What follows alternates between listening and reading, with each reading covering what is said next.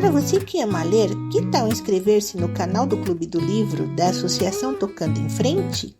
Aqui você terá acesso gratuito a vários títulos. Inscreva-se, curta e compartilhe. Seja muito bem-vindo!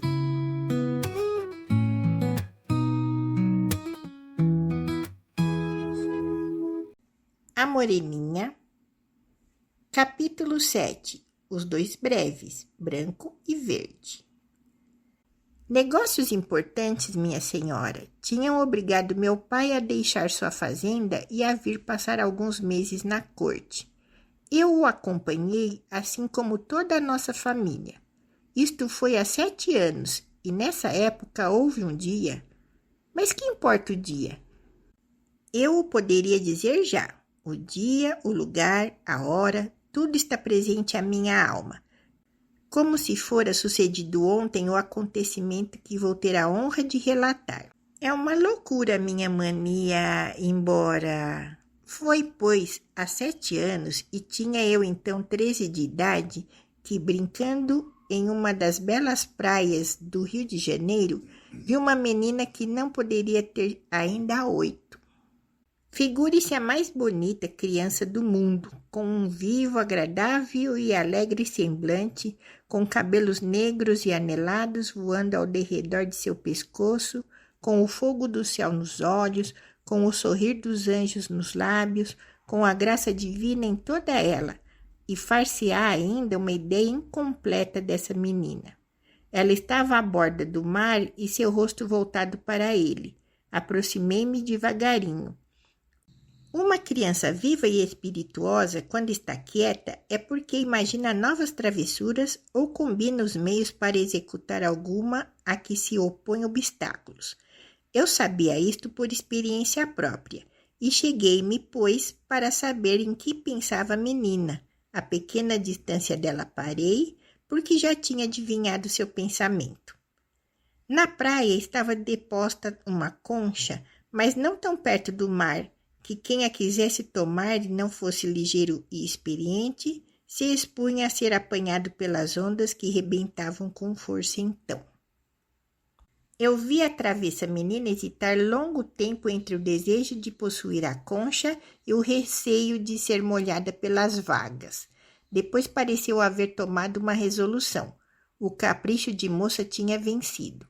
Com suas lindas mãozinhas arregaçou o vestido até os joelhos e quando a onda recuou, ela fez um movimento, mas ficou ainda no mesmo lugar, inclinada para diante e na ponta dos pés. Segunda, terceira, quarta, quinta onda, e sempre a mesma cena de ataque e receio do inimigo. Finalmente, ao refluxo da sexta, ela precipitou-se sobre a concha, mas a areia escorregou debaixo de seus pés, e a interessante menina caiu na praia, sem risco e com graça, erguendo-se logo e espantada ao ver perto de si a nova onda, que dessa vez vinha mansa e fraca, como respeitosa. Correu para trás e, sem pensar, atirou-se nos meus braços, exclamando: "Ah, eu ia morrer afogada!" Depois, vendo-se com o vestido cheio de areia, começou a rir-se muito, sacudindo-o e dizendo ao mesmo tempo: Eu caí! E como se não bastasse esta passagem rápida do susto para o prazer, ela olhou de novo para o mar e, tornando-se levemente melancólica, balbuciou com voz pesarosa, apontando para a concha: "Mas a minha concha..." Ouvindo a sua voz harmoniosa e vibrante, eu não quis saber de fluxos nem refluxos de ondas. Corri para elas com entusiasmo e, radiante de prazer e felicidade, apresentei-me à linda menina, embora um pouco molhado, mas trazendo a concha desejada. Este acontecimento fez-nos logo camaradas. Corremos a brincar juntos com toda essa confiança infantil que só pode nascer da inocência e que ainda em parte se dava em mim, posto que já a esse tempo fosse eu um pouco velhaquete e sonso, como um estudante de latim que era, e que por tal já procurava minhas blasfêmias no dicionário. É sempre digno de observar-se esta tendência que tem as calças para o vestido. Desde a mais nova idade e no mais inocente brinquedo, aparece o tal mútuo pendor dos sexos, e de mistura umas vergonhas muito engraçadas. Eu cá sempre fui assim. Quando brincava o tempo será, por exemplo, sempre preferia esconder-me atrás das portas com a menos bonita de minhas primas, do que com o mais famoso de meus amigos da infância. Mas, como ia dizendo, nós brincamos juntos, corríamos juntos e caíamos na areia, e depois ríamos ambos de nós mesmos. Tínhamos esquecido todo o mundo e pensávamos somente em nos divertir como os melhores amigos.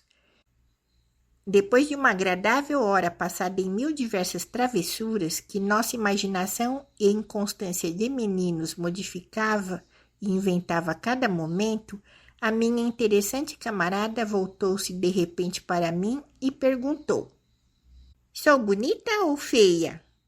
Eu quis responder-lhe 1000 coisas, corei e finalmente murmurei tremendo: "Tão bonita!" "Pois então", tornou-me ela, "quando formos grandes, havemos de nos casar, sim?" "Oh, pois bem." "Havemos", continuou o lindo anjinho de 7 anos. "Eu o quero." "Olhe, o meu primo Juca me queria também, mas ainda ontem me quebrou a minha mais bonita boneca." Ora, o marido não deve quebrar as bonecas de sua mulher. "Eu quero, pois, me casar com o senhor que há de apanhar bonitas conchinhas para mim. Além disso, ele não tem como o senhor os cabelos louros nem a cor rosada. Porém, eu gosto mais dos cabelos pretos." "Melhor, melhor", exclamou a menina, saltando de prazer. "Olhe, os meus são pretos." E nisto ela puxou com a sua pequena mãozinha um de seus belos anéis de madeixa para mostrar-mo, e largando-o depois, eu vi cair outra vez em seu pescoço, de novo torcido como um caracol. Ainda corremos mais e continuamos a brincar juntos. E sem o pensar, nós nos esquecemos de procurar saber os nossos verdadeiros nomes, porque nos bastavam esses com que já nos tratávamos: de meu marido, minha mulher. A viveza, a graça e o espírito da encantadora menina tinham feito desaparecer meu natural acanhamento. Nós estávamos como 2 antigos camaradas, quando fomos interrompidos em nossas travessuras por um outro menino que para nós corria chorando. "O que tem?" perguntamos ambos. "É meu pai que morre", exclamou ele, apontando para uma velha casinha que avistamos algumas braças distante de nós. Ficamos um momento tristemente surpreendidos. Depois, como dominados pelo mesmo pensamento, ela e eu dissemos a um tempo: "Vamos lá!" E corremos para a pequena casa. Era um quadro de dor e luto que tínhamos ido ver. Uma pobre velha e 3 meninos mal vestidos e magros cercavam o leito em que jazia moribundo um ancião de 50 anos, pouco mais ou menos. Pelo que agora posso concluir, uma síncope havia causado todo o movimento, pranto e desolação que observamos. Quando chegamos ao pé de seu leito, ele tornava a si. "Ainda não morri", balbuciou, olhando com ternura para seus filhos e deixando cair dos olhos grossas lágrimas. Depois, deparando conosco, continuou: "Quem são esses 2 meninos?" Ninguém lhe respondeu porque todos choravam, sem excetuar a minha bela camarada e eu. "Não chorem ao pé de mim", exclamou o velho, sufocado em pranto e escondendo o rosto entre as mãos, enquanto seus 3 filhos e o quarto que tínhamos há pouco visto fora se atiravam sobre ele no excesso da maior, da mais nobre e da mais sublime das dores. A minha camarada dirigiu-se então à velha. "O que tem então ele?" perguntou com viva demonstração de interesse. "Oh, meus meninos", respondeu a aflita velha, "ele sofre uma enfermidade cruel, mas que poderia não ser mortal, porém é pobre. e morre mais depressa pelo pesar de deixar seus filhos expostos à fome. Morte de miséria, morte de fome. Fome? Exclamamos com espanto. Fome? Pois também morre-se de fome? E instintivamente a minha interessante companheira tirou do bolso do seu avental uma moeda de ouro e, dando-a à velha, disse: foi meu padrinho que me deu hoje de manhã. Eu não preciso dela, não tenho fome. E eu tirei de meu bolso uma nota, não me lembro de que valor, e por minha vez a entreguei dizendo: foi minha mãe que me deu e ela me dá também um abraço sempre que faço esmolas aos pobres. Não é possível descrever o que se passou então naquela miserável choupana. Minha linda mulher e eu tivemos de ser abraçados 1000 vezes, de ver de joelhos a nossos pés a velha e os meninos. O ancião forcejava por falar há muito tempo. Dava com as mãos, chamando-nos. Finalmente, nós nos aproximamos dele, que nos apertou com entusiasmo contra o coração. Quem sois? Pôde enfim dizer. Quem sois? 2 crianças, foi a menina que respondeu. 2 anjos, tornou o velho. E quem é este menino? É o meu camarada, disse ainda ela. Vosso irmão? Não, senhor. Meu marido. Marido? Sim, eu quero que ele seja meu marido. Deus realize vossos desejos. Acabando de pronunciar estas palavras, o ancião guardou silêncio por alguns instantes. Bebeu com sofreguidão um púcaro cheio d'água e, olhando de novo para nós e tendo no rosto um ar de inspiração e em suas palavras um acento profético, exclamou: seja dado ao homem agonizante lançar seus últimos pensamentos do leito da morte, além dos anos, que já não serão para ele, e penetrar com seus olhares através do véu do futuro. Meus filhos, amai-vos e amai-vos muito. A virtude se deve ajuntar assim como o vício se procura. Sim, amai-vos. Eu não vos iludo, vejo lá, bem longe, a promessa realizada. São 2 anjos que se unem, vede, os meninos que entraram na casa do miserável, que enxugaram o pranto e mataram a fome da indigência, são abençoados por Deus e unidos em nome dele. Meus filhos, eu vos vejo casados lá no futuro. Eis aí outra vez o delírio, disse a velha vendo a exaltação e o semblante afogueado do enfermo. Não, minha mãe, continuou ele, não é delírio. Pois o quê? Não pode o Eterno abençoar a virtude pela minha boca? Meus meninos, Deus paga sempre a esmola que se dá ao pobre. Ainda uma vez, lá no futuro, vós o sentireis. Nós estávamos espantados. O rosto do ancião se havia tornado rubro, seus olhos flamejantes. Seus lábios tremiam convulsivamente, sua mão rugosa tinha 3 vezes nos abençoado. Escutando suas palavras, eu acreditei que estávamos ouvindo uma profecia infalivelmente realizável, pronunciada por um inspirado do Senhor. Não parou aí a nossa admiração. O doente, cujas forças pareciam haver reaparecido subitamente, apoiando-se sobre um dos cotovelos, abriu a gaveta de uma mesa que estava junto de seu leito e, tirando de uma pequena e antiga caixa 2 breves, os deu à velha, dizendo: minha mãe, descosa esses 2 breves. A velha, obedecendo pontualmente, os descoseu com prontidão. Os breves eram 2, um verde e o outro branco.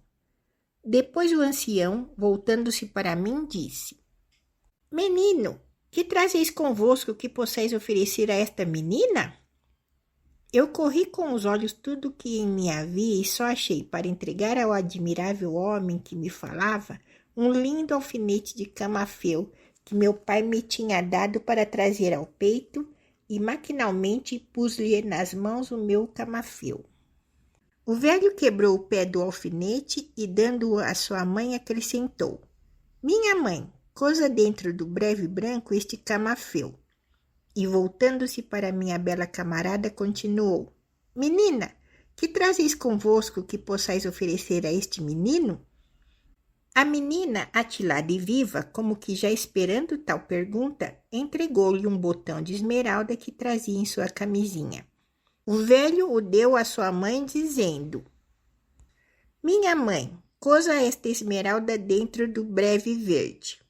Quando as ordens do ancião foram completamente executadas, ele tomou os 2 breves e, dando-me o de cor branca, disse-me: Tomai este breve, cuja cor exprime a candura da alma daquela menina. Ela contém o vosso camafeu. Se tendes bastante força para ser constante e amar para sempre aquele belo anjo, dai-lhe-o, a fim de que ela o guarde com desvelo. Eu mal compreendi o que o velho queria. Ainda maquinalmente entreguei o breve à linda menina, que o prendeu no cordão de ouro que trazia ao pescoço. Chegou a vez dela. O nosso homem deu-lhe o outro breve, dizendo: Tomai este breve, cuja cor exprime as esperanças do coração daquele menino. Ele contém a vossa esmeralda. Se tendes bastante força para ser constante e amar para sempre aquele bom anjo, dai-lhe-o a fim de que ele o guarde com desvelo.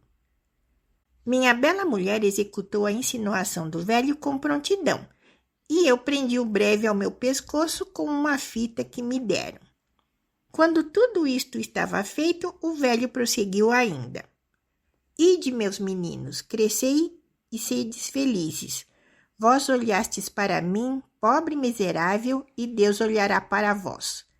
Ah, recebei a bênção de um moribundo, recebei-a e saí para não vê-lo expirar. Isto dizendo, apertou nossas mãos com força. Eu senti então que o velho ardia. Senti que o seu bafo era como vapor de água fervendo, que sua mão era uma brasa que queimava. Sinto ainda sobre meus dedos o calor abrasador dos seus e agora compreendo que, com efeito, ele delirava quando praticou com 2 crianças. Enfim, nós deixamos aquela morada aflitos e admirados. Só nós pensamos no velho e choramos juntos. Depois, nas crianças. Isto não merece reparo. Nossa dor se mitigou para cuidarmos em brincar outra vez. De repente, a menina olhou para mim e disse: E quando minha mãe perguntar pela esmeralda? Eu cuidei que lhe respondia e fiz-lhe igual pergunta. E quando meu pai perguntar pelo meu camafeu? Ficamos olhando um para o outro. Passamos alguns instantes. Minha linda mulher, que me parecera estar pensando, disse sorrindo-se: Eu vou pregar uma mentira. E qual? Eu direi à minha mãe que perdi a minha esmeralda na praia. E eu responderei a meu pai que perdi o meu camafeu nas pedras. Eles mandarão procurar, sem dúvida. E não o achando, esquecer-se-ão disso. E os breves? Nós os guardaremos? O velho disse que sim. Para que será isto? Diz que é para nos casarmos quando formos grandes. Pois então nós o guardaremos. Eu o prometo. Eu o juro. Neste momento soou Ave Maria. Tão tarde, exclamou a menina, minha mãe ralhará comigo. E dizendo isto correu, esquecendo-se até de despedir-se de mim. Esse fatal descuido acabava de entristecer-me, quando ela, já de longe, voltou-se para onde eu estava e, mostrando-me o breve branco, gritou: Eu o guardarei! Pela minha parte, entendi dar-lhe igual resposta e, pois, mostrei-lhe o meu breve verde e gritei-lhe também: Eu o guardarei! Aqui parou Augusto para respirar, tão cansado estava com a longa narração. Porém, ergueu-se logo, ouvindo ruído à entrada da gruta. Alguém nos escuta, disse ele. Foi talvez uma ilusão, respondeu a digna hóspeda. Não, minha senhora, eu ouvi distintamente a bulha que faz uma pessoa que corre, tornou Augusto, dirigindo-se à entrada da gruta e observando em derredor dela.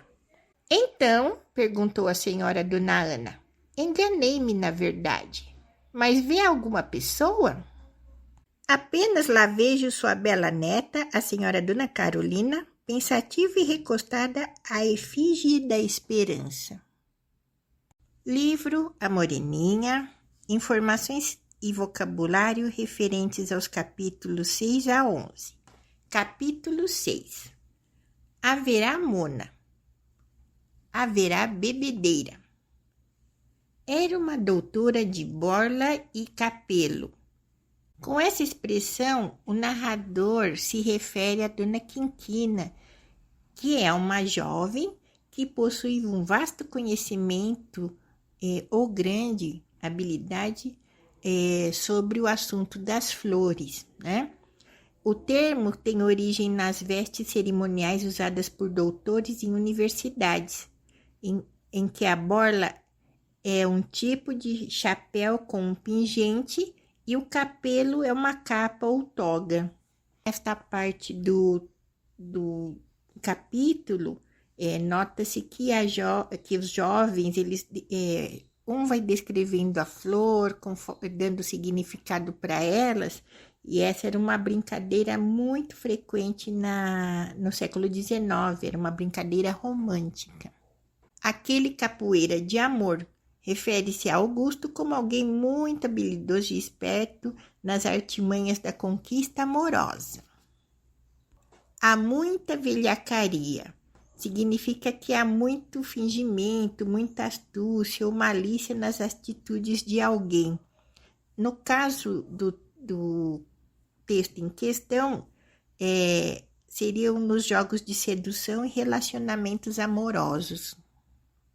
Onde praticaremos? Onde conversaremos? Havia um banco de relva. Era um banco feito com grama, muito típico do século XIX, feito para as pessoas sentarem e descansarem no jardim. Capítulo 7. Receio de ser molhada pelas vagas. Receio de ser molhada pelas águas do mar. Um pouco velhaquete. É uma pessoa que parece muito séria, muito sisuda, ou que tem um comportamento ou aparência de pessoa mais velha. Mútuo pendor dos sexos, que é a mútua inclinação do sexo, né? É referente ao sexo, tá? Minha mãe, descosa esses dois breves. Nesta frase, descoser significa descosturar. E breve, no caso são breves, mas breve é um objeto de devoção que consiste geralmente numa espécie de bolsinha de pano bento, costurada, contendo orações e às vezes uma pequena relíquia. Costuma ser levada por dentro da roupa, pendurada ao pescoço. É como se fosse um patuá que nós conhecemos atualmente. Ouvi distintamente a bulha. Ouviu claramente um barulho. Bulha, barulho. Neste momento, soou Ave Maria. É um toque Ave Maria que indica o final da tarde e o início da noite. É um momento em que as pessoas mais conservadoras e religiosas do século XIX se recolhiam para rezar e jantar. Tem um significado muito simbólico que reforça o contexto social e cultural do romantismo brasileiro do século XIX, que era pautado por costumes religiosos e regras de conduta.